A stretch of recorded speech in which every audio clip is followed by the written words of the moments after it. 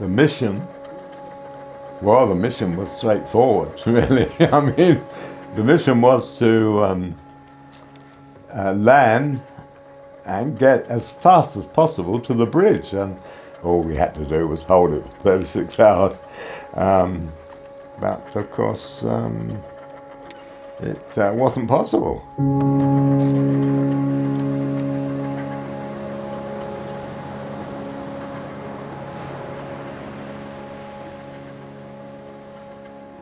Once we had been briefed, I decided, well, they weren't going to keep me in, I was going to leave. I had skipped out of camp, went and met my wife. I stayed with her maybe 2-3 hours before I had to try and get back. Getting on the plane, we all knew what it was about. I mean, you could look at them and you knew they were all feeling the same as you. They were a bit sort of excited as to what was ahead of them and how it was going to work out, and you know. Some fellas went to sleep, you know, dozed off. I was more interested on what I could see out of the open doorway. I wasn't thinking of my wife so much. You know, that sounds a bit callous maybe, but it wasn't. It's a fact that this operation had started, and we knew it was going to be a big, difficult one, you know. I was always the first one to jump in our stick. They were all coming down after me. The sky was pretty full of parachutists.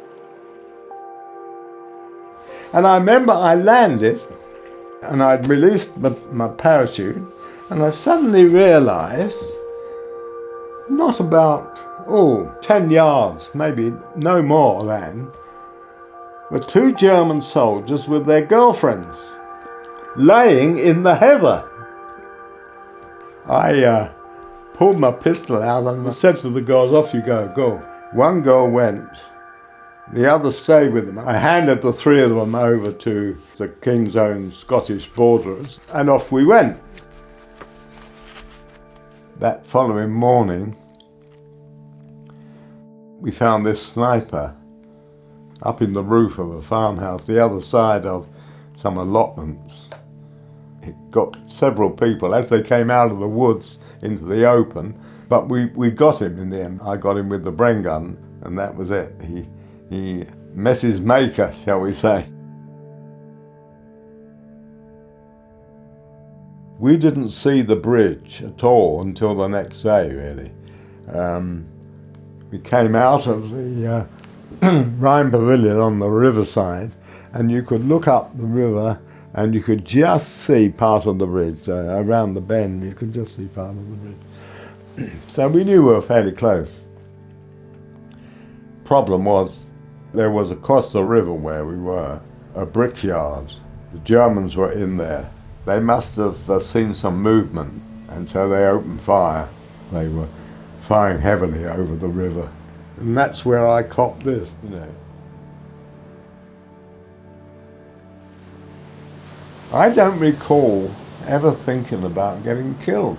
I mean, I'm not stupid, but the point is, it's wartime, so that's normal. So I went down, and then Bill Pettit, my pal, gave me a shot of morphine, wrapped a bandage, and he went off, but he didn't get across the road. This tank up the road opened fire, and he was killed instantly. In fact, most of the fellas there were wiped out. It was the last stand that we made to try and join the fellas on the bridge, and we never did.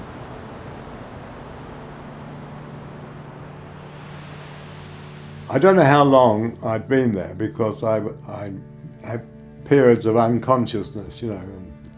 But finally, the corporal medic in our battalion stumbled across me. I'm sure that if he hadn't found me, I wouldn't have lasted out. And he was quite brave. Walked up the road shouting Red Cross, and he came back to me with 2 members of the German tank crew. They put me into a vehicle and took me up to the hospital. First thing I remember was I was in a small washroom, and I was standing looking at myself in the mirror, and I looked terrible.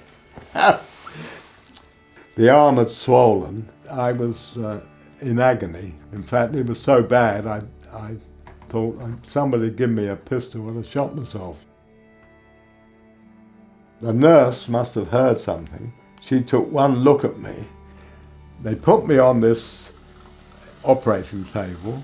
The German army surgeon came, and I remember hearing him say, I think we must amputate. Some time after that, I was put on a train full of wounded fellows to take us to prison camp. And from then on, started my time in Stalag 11B for over 6 months.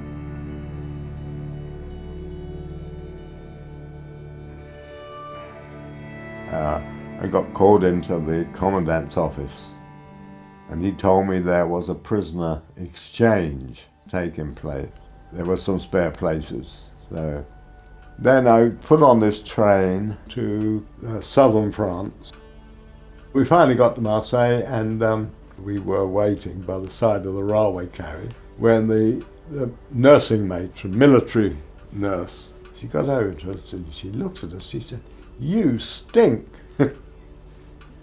And I remember I said, "Well, you'd stink if you hadn't had a bath for 6 months." I remember there were 2 ships in there waiting. One was going to go to Canada, and the other was going to England to take me home.